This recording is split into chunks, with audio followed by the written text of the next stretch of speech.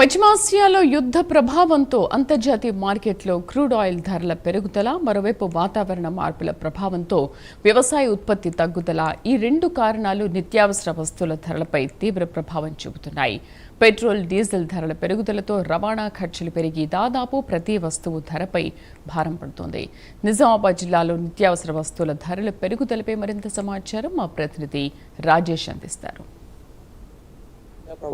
యుద్ధ ప్రభావంతో ఇటు నిత్యావసర ధరలు ఇంకా పెరుగుతున్న పరిస్థితి ఉంది. ఓవైపు ఎన్నో ప్రభావంతో ఇటు వర్షాలు పడక రైతన్నులు ఇబ్బందులు పడుతున్న పరిస్థితి, మరోవైపు కరువు ఛాయలు నెలకొన్న పరిస్థితి అయితే మనకు స్పష్టంగా కనబడుతుంది. ముఖ్యంగా నిజామాబాద్ జిల్లాలో ఇక్కడ ప్రస్తుతం అయితే ఈ యొక్క రేట్లు, నిత్యావసర ధరల రేట్లు అయితే బగ్గుమన్న పరిస్థితి ఉంది. ఒక్కొక్క అంటే పప్పుకు సంబంధించి కిలోకి 20 నుంచి 30 రూపాయల ధరలు పెరిగాయి. అదేవిధంగా డ్రై ఫ్రూట్స్ సంబంధించి కూడా ధరలు పెరిగిన పరిస్థితి. ఏదైతే ఇంపోర్ట్ చేసుకుంటామో బయట దేశాల నుంచి వచ్చినటువంటి ఏదైతే ఆయిల్ కావచ్చు, అదేవిధంగా దీనికి సంబంధించి ఆల్బుకర్ డ్రై ఫ్రూట్ కావచ్చు, అదేవిధంగా ఇటు బాదాం, పిస్తా, ఈ విధంగా అన్ని రేట్లు కూడా పెరిగిన పరిస్థితి. ముఖ్యంగా సంబంధించి అయితే ఇటు కొనలేకపోతున్నాము అయితే అని చెప్పేసి వినియోగదారులు చెప్తున్న పరిస్థితి. మనం ఇక్కడ వినియోగదారుడికి కొనడానికి వచ్చినటువంటి కస్టమర్లు మాట్లాడించే ప్రయత్నం చేద్దాం. సరే చెప్పండి, పప్పుల రేట్లు కూడా పెరిగినాయి అంటున్నారు, ఇక్కడ ఎట్లా ఉన్నాయి రేట్స్, ఎట్లా ఉన్నాయి రేట్స్? గతంలో ఏదైతే కొంత మామూలుగా ఉండే, ఈ యుద్ధం వల్ల కొన్ని రేట్లు ఇప్పటికే పెంచారు.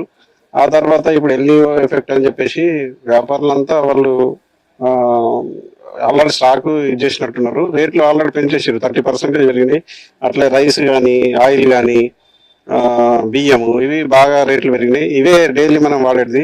ఎవరైతే అధికారులు ఉన్నారో కొంత ఇప్పుడు దాని మీద దృష్టి పెట్టి తగ్గిస్తే మంచిది, లేదా వినియోగదారులు చాలా ఇబ్బందులు పడే పరిస్థితి ఉంది. అంటే ముఖ్యంగా మీరు చెప్పండి, అంటే రైస్ అయితే క్వింటల్ కు 300 నుంచి 400 పెరిగినాయి అంటున్నారు. ఆల్బుకర్ డ్రై ఫ్రూట్స్ కూడా పెరిగింది అంటారు.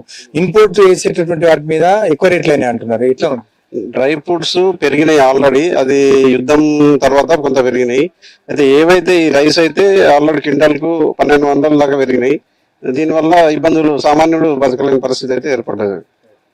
అది రేట్లు అయితే ముఖ్యంగా ఎక్కువగా అయినటువంటి పరిస్థితి మనకు స్పష్టంగా కనబడుతుంది. మనం కందిపప్పు చూడొచ్చు, పెసరపప్పు, అదేవిధంగా మినిపప్పు, అదేవిధంగా ఎర్రపప్పు, ఇట్లా ప్రతి పప్పు పైన రేట్లు పెరిగిన పరిస్థితి అయితే ఉంది. టాటా సాల్ట్ కూడా రేటు పెరిగినట్టు పరిస్థితి. ఇటు ఒకవైపు ఇటు కూరగాయలు, అదేవిధంగా దానికి సంబంధించినటువంటి ఇటు కూరగాయల ధరలు ఎక్కువ అవుతున్న పరిస్థితి. ముఖ్యంగా ఆయిల్ కి సంబంధించి కూడా ధరలు ఎక్కువైన పరిస్థితి మనకు స్పష్టంగా కనబడుతుంది. 15 లీటర్లకు సంబంధించినటువంటి ఆయిల్ ఏదైతే టిన్ బాక్స్ ఉంటే, టిన్ బాక్స్ సంబంధించి 2700, 800 వరకు పెరిగినట్టు పరిస్థితి ఉంది. 1 లీటర్ కు సంబంధించి దాదాపు 175 నుంచి 190 రూపాయల వరకు కూడా పెరిగిన పరిస్థితి అయితే మనకు స్పష్టంగా కనబడతా ఉంది. అయితే ఇది ఇప్పటికంటే వినియోగదారులు అయితే ఇబ్బందులు పడుతున్నాము, ఇవి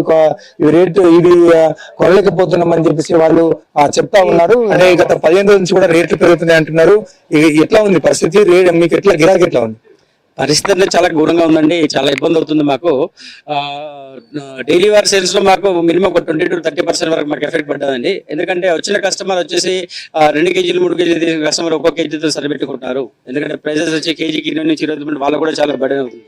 అలాంటి ఒక్క వస్తువు పైన కాదండి, ఈరోజు డ్రై ఫ్రూట్స్ పైన, రైస్ పైన, పప్పుల పైన, అలాగే సర్ఫ్ క్రూడ్ ఆయిల్ పైన, వాటన్ని పైన పడుతుంది. కాబట్టి ఒక దెబ్బ మీద దెబ్బ అన్నట్టు మనకు ఏంటి యుద్ధం ఎఫెక్ట్ ఒకటి, కరువు ఎఫెక్ట్ ఒకటి, అండ్ అలాగే మన దగ్గర క్రాప్ లేకపోవడం వల్ల మనం రైస్ కూడా పెరిగిందండి. వీటన్నిటి ఎఫెక్ట్ ప్రభావం చాలా పడుతుందండి.